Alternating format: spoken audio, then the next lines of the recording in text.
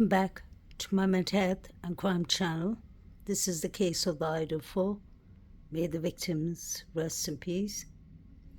This is the interview with Jack Decor, Kaylees' ex.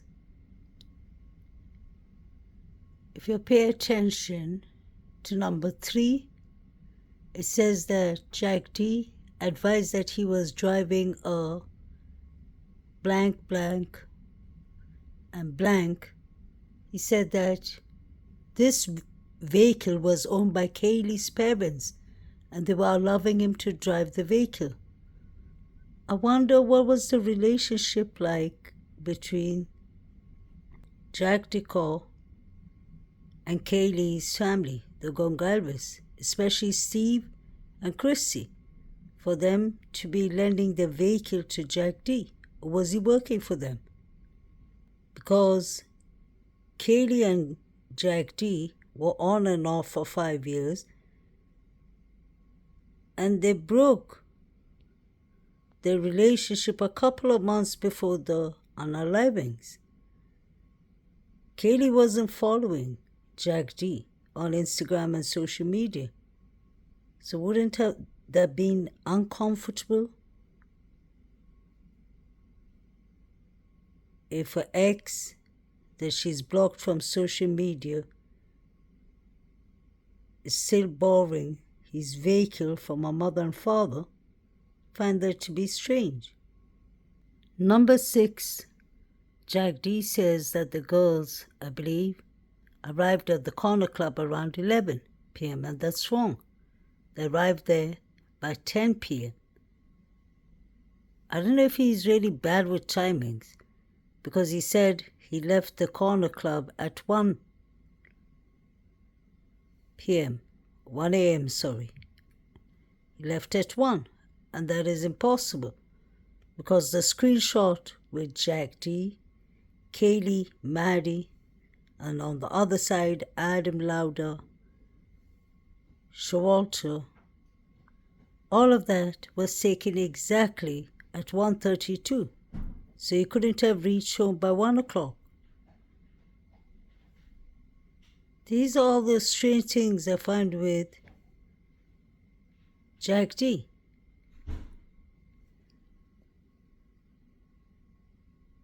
You can see he said he left at approximately 1 a.m., blank said. And he was picked up from the corner club by blank. I wonder if it was David B. who was picking them all up, since he signed up to be the sober watch guy. So this is 2 timelines he gave wrong. He said Kaylee and Maddie came there at 11. When they came at 10, he cut away 1 hour from there, and he cuts away 1 hour later on, saying that he left the corner club at 1. You can clearly see that. He says 1 a.m. But that's not true, because the screenshot picture of him at the corner club, you can check it in all my clips of the last 2 days. I've showed you all. The screenshot says 1:32. You can even Google it up. So why is he lying? Could that be the reason he went and got himself a lawyer?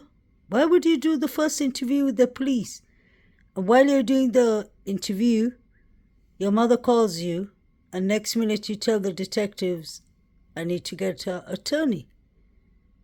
Jack Showalter didn't get an attorney. Even DM's report doesn't say she got an attorney. What is up with Jack D? Just asking. What about all the injuries on his hands? That doesn't make sense either. And this is what Jack D is saying happened the next day.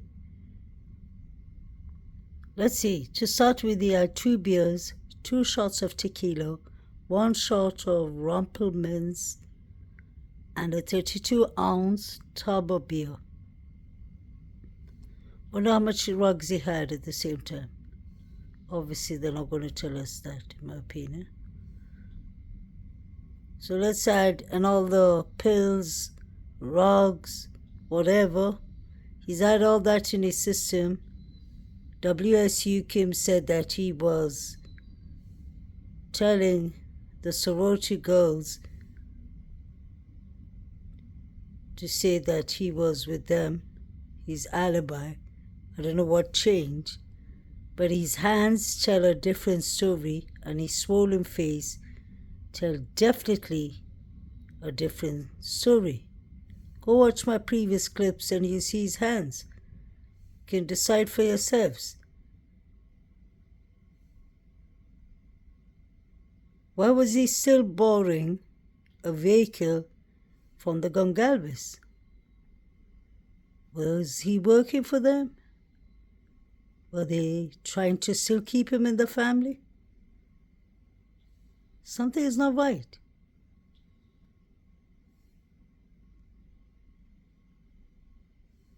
Something is definitely wrong. Why would you be still borrowing the vehicle from your ex's family when she doesn't even follow you on social media? This man seems to have an excuse for everything, in my opinion. He's the only person who went and got himself an attorney while he was doing his interview. Why did the officers put him behind the Land Cruiser for 45 minutes? They didn't do that to anyone else. Why did he have to cut short the interview and say, I need an attorney? Everyone's entitled to an attorney. It's advisable to have one. But if you have nothing to hide, you wouldn't be asking for an attorney. Why did his mother call him? And right after that phone call, he asked for an attorney. Did the police see his hands? Because we can clearly see it.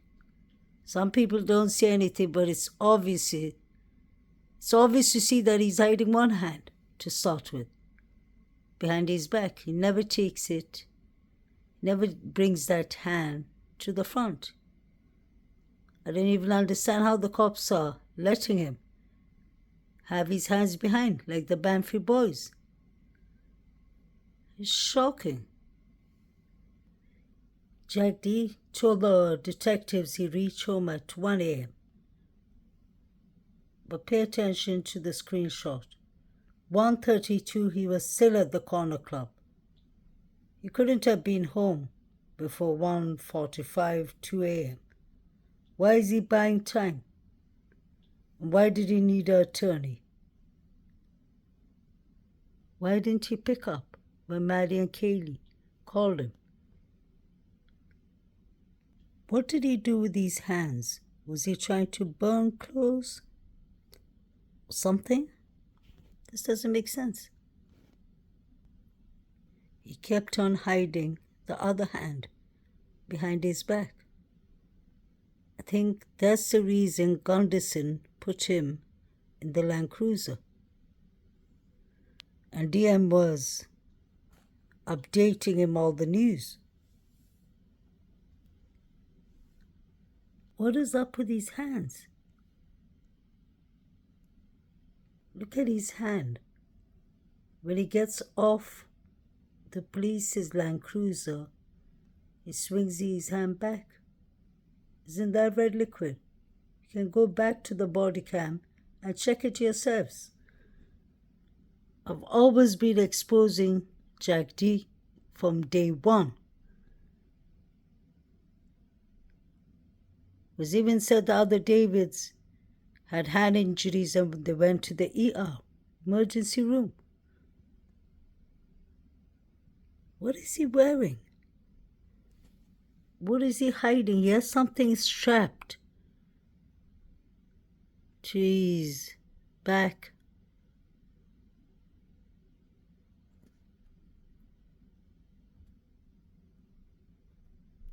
I didn't see any emotions, no empathy, no crying for Kaylee that he's been dating on and off for 5 years. He's still close with the family because he's allegedly borrowing their pickup truck. That's what he said, their vehicle. And Kaylee wasn't following him on social media. Was he obsessed with Kaylee? Allegedly. Could he have been the stalker? This is the body cam from Law and Crime. Look at his hands.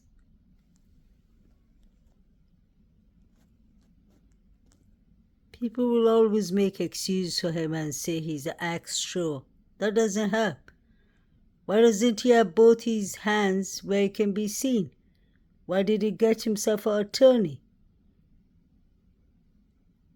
He had to stop the interview. His mother called, and then he told the cops, I want an attorney. Why did the cops put him in the Land Cruiser? Did they notice something? His face was even swollen. Oh, there's blood out here. We saw that a couple of days later when he has on the brown jacket. Was this a crime of passion?